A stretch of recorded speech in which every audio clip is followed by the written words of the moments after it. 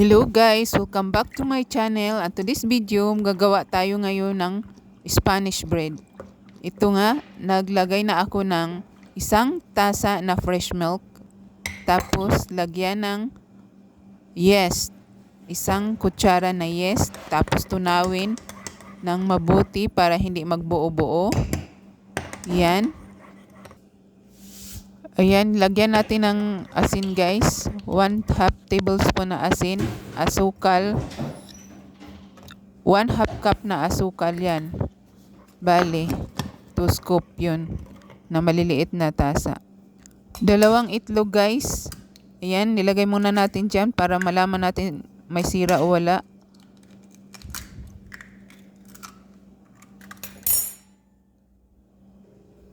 Tapos, ilagay natin yung tinunaw natin dyan sa mixer.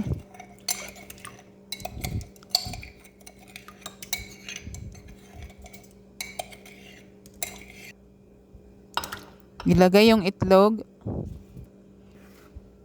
Tapos, harina. 2 tasa yan. Yan.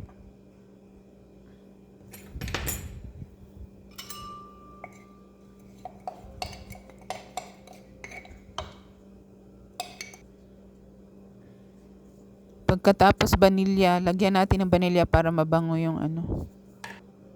powder yun na vanilya guys. Tapos i-on natin yung mixer.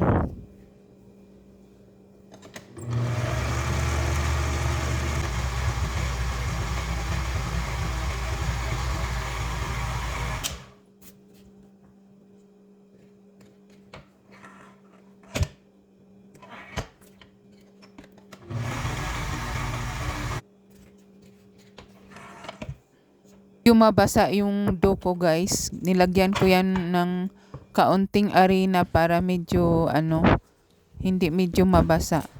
Tapos nilagyan ko yan ng butter, hinahalo ko. Yan, minamasa ko yan kasama yung butter. Ayan guys, tapos na. Tapos nirest ko yan ng 1 oras guys. Nirest ko yan ng 1 oras. Naman tayo guys ng palaman. Ito nilagay ko yung yung butter, tapos asukal, halo ng halo, tapos breadcrumbs. Yan, nilagyan ko rin ng breadcrumbs, tapos harina, 1 tablespoon na harina. Yan, minimix ko lang yan lahat guys. Tapos yan ang ipalaman natin sa sa Spanish bread. Ayan guys, pagkatapos ng 1 oras, tinanggal ko na. Yan, gawa na tayo ng dough. Gawa na tayo ng yung Spanish bread. Inihiwa-hiwa ko lang yan muna para magpantay-pantay yung hugis na Spanish bread.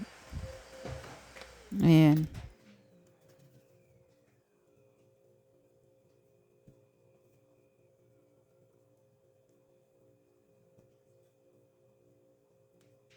Hindi ko na tinimbang guys sa timbangan kasi ako lang naman ang kakain.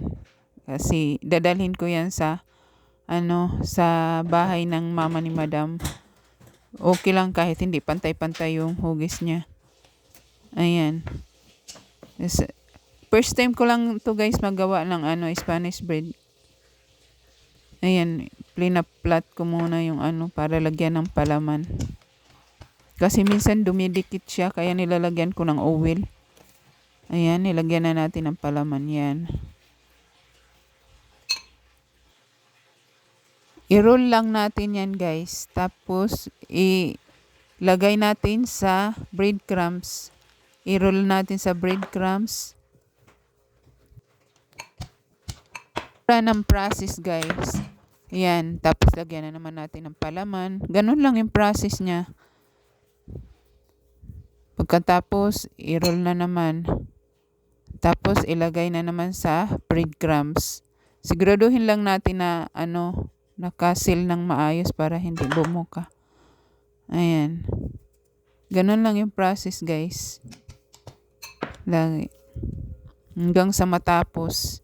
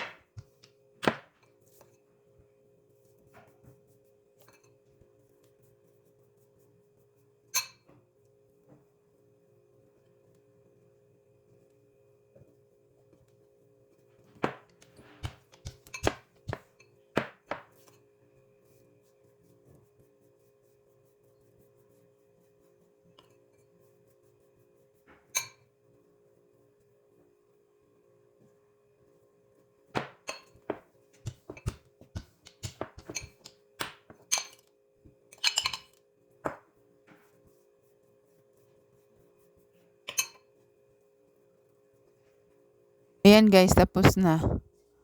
Ayan, i-bake na natin siya sa 250 Celsius. Ayan. Tapos medyo na ano siya guys, na brown siya medyo umitim nga siya ng konti.